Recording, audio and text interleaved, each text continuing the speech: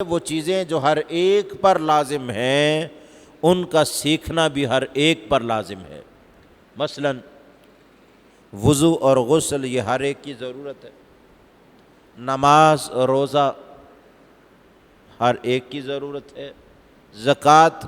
یا دینے والا ہوگا یا لینے والا ہوگا اس کے مسائل کو سمجھنا ضروری ہے، حج جس پر واجب ہو جائے حج کے مسائل فرائض سیکھنا اس پر ضروری ہو جاتا ہے۔ ایسے ہی جو کاروبار ہے اپنے کاروبار کے متعلق حلال و حرام کو جاننا، جائز و ناجائز کو جاننا یہ ضروری ہے۔ ہاں جو کاروبار آپ کا نہیں ہے، آپ اس میں لین بھی نہیں کرتے دین بھی نہیں کرتے، آن لائن سسٹم ہے یا نئے جو سسٹم ہے، اگر آپ کا ان سے تعلق نہیں تو ان کو سیکھنا ضروری نہیں ہے، لیکن جس کاروبار سے تعلق ہے ہر ایک اس فرد کے لیے الگ الگ اس کو سیکھنا اور حلال و حرام کو سمجھنا ضروری ہے۔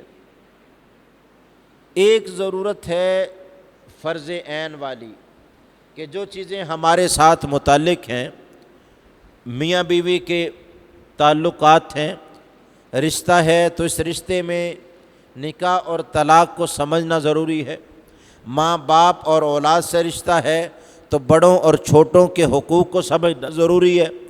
بہن بھائیوں سے رشتہ ہے تو ان کے ساتھ نباہ کو سمجھنا ہے۔ جو چیزیں ہمارے ساتھ متعلق ہیں ان کا سیکھنا ضروری ہے۔ ہاں عمیق نظر سے گہرے طریق سے مسائل کو سمجھنا یہ ہر ایک کے لیے ضروری نہیں ہے، یہ فرض کفایہ ہے۔ ہر علاقے میں ایک دو آدمی ایسا ہو لوگ ضرورت کے وقت اس سے رجوع کر کے مسئلہ گہرائی تک سمجھ سکیں، یہ کافی ہے۔ لیکن جو ضروری چیزیں ہیں ان سے بھی صرف نظر کرتے رہنا یہ کسی طرح بھی درست نہیں ہے۔ اور یاد رکھیں یہ سیکھنا اور خاص کر دین سیکھنا اور سکھانا اس کے لیے کوئی عمر یا پیشہ لازم نہیں ہے کہ وہ بزنس مین ہے تو وہ نہیں سیکھ سکتا،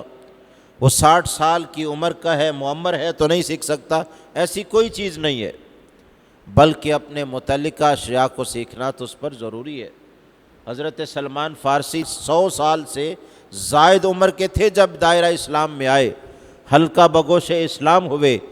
اور لقائے مصطفیٰ سے مشرف ہوئے اور صحابیت کے درجے پر فائز ہوئے،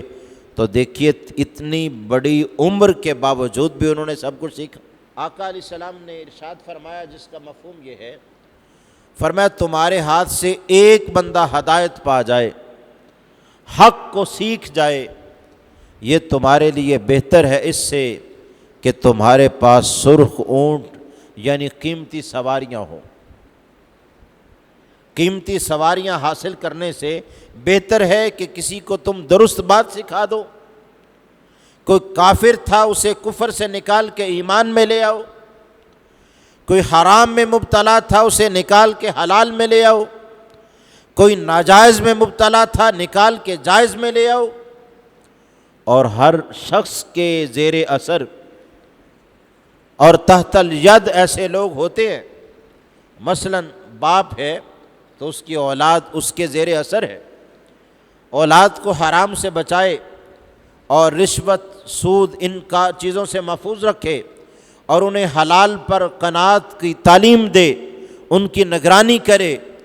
تو یہ جب حرام سے بچتے رہیں گے حلال کو کرتے رہیں گے، یہ جب تکبر سے بچتے رہیں گے رب کے حضور سجدہ ریز ہوتے رہیں گے، تو اللہ تعالیٰ اس سکھانے والے باپ کو بھی اس کا اجر و ثواب ہمیشہ عطا فرماتا رہے گا۔